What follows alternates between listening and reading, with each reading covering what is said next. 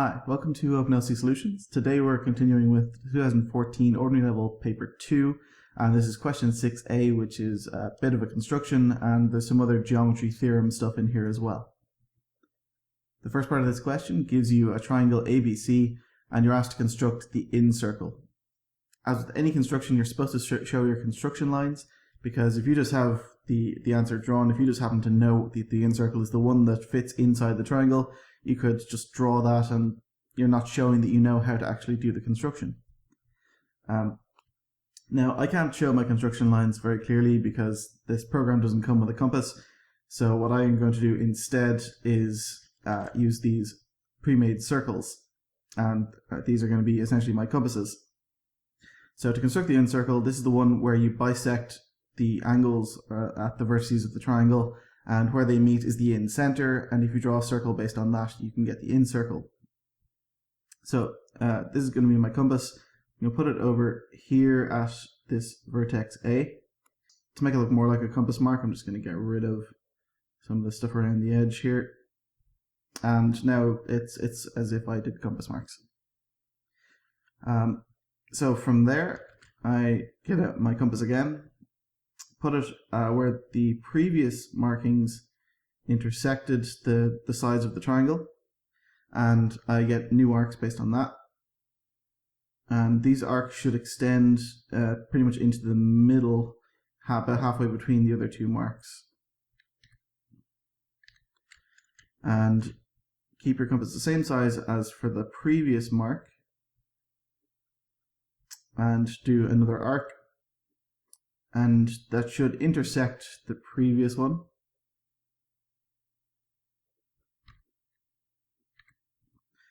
And this is the angle bisected, so now you just need to draw a line from that vertex A that goes through the intersection of those two arcs. And you know the in-center is somewhere along this line. You don't know exactly where it is, but you know it's somewhere on that line. To find out exactly where it is, you need to do it a second time. So let's say we bisect this angle C up here, so put my compass on C and draw an arc that cuts two sides. From where those two arcs cut the sides, put your compass down again and draw an arc towards the middle of the triangle. So there's my new arc. And going to do the same with the other intersection from the other arc on the other side. So center is about there. And get rid of all these extra construction lines that don't come in. So those two arcs should intersect each other. That is the idea. And where they cross then, if you join C with a line through that intersection point,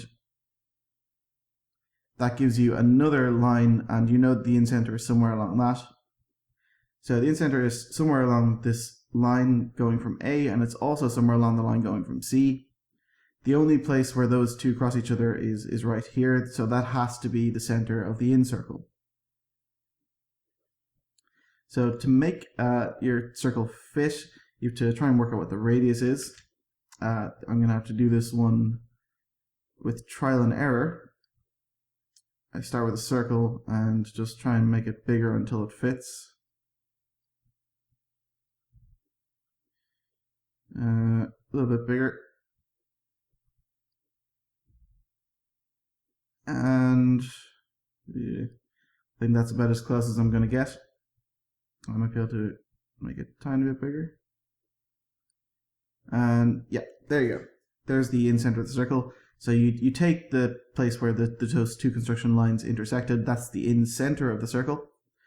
And from there you got to work out where the in-circle is by you put your compass on the in-center and you try and extend it out to one of the sides, the closest you can get, and then you draw with whatever radius you end up with, and that gets you the in-circle. The second part of that question asks you to measure the length of the radius of the circle that you constructed in part 1. So you've got from the center to the outside. Now I don't have a ruler with this program, so you're going to have to just believe me when I say the answer is 3.6 centimeters. You just take a ruler, put it on your page, and measure that length, and it turns out in this case it's 3.6 centimeters. In part B, we're given this circle C. There's a diameter on it, MN, and there's a point on the circumference, P. We're given the length of the radius of this circle, C, which is 2 times root 5 centimeters. We're told that MP is x centimeters, whatever that is, and PN is twice that length, 2x, and we're asked to find the value of x. Before we're really able to do anything with this, we need to introduce a theorem that says this angle, MPN, is a right angle. So the angle MPN equals 90 degrees, and the reason for that is it's an angle in a semicircle. So if you just look at the semicircle from M around to N, we know it's a semicircle because M to N is a diameter, so you can see it passing through the center, and it tells us in the original question it's a diameter. And since P is attached to M and it's attached to N, we call it an angle in a semicircle, and we always know that's 90 degrees. That's one of the theorems that you're going to have to just remember. Now we know that's 90 degrees, we actually get to introduce a little bit more because this triangle MPN is now right angled. And we get loads of additional rules that we can use with right angled triangles. We get to use any of the trigonometric identities, and we get to use Pythagoras' theorem as well. And as it turns out, Pythagoras' theorem is going to help us because we know the radius is 2 root 5, and so the diameter is twice that, it's 4 root 5, so this is 4 root 5, this entire diameter, which is the length of the hypotenuse of this triangle. Using Pythagoras' theorem, we know that 4 root 5 squared is equal to the sum of the squares of the other two sides, that's x squared plus 2x, and that gets squared. This is Pythagoras. And from then on, it's just an algebra question, essentially.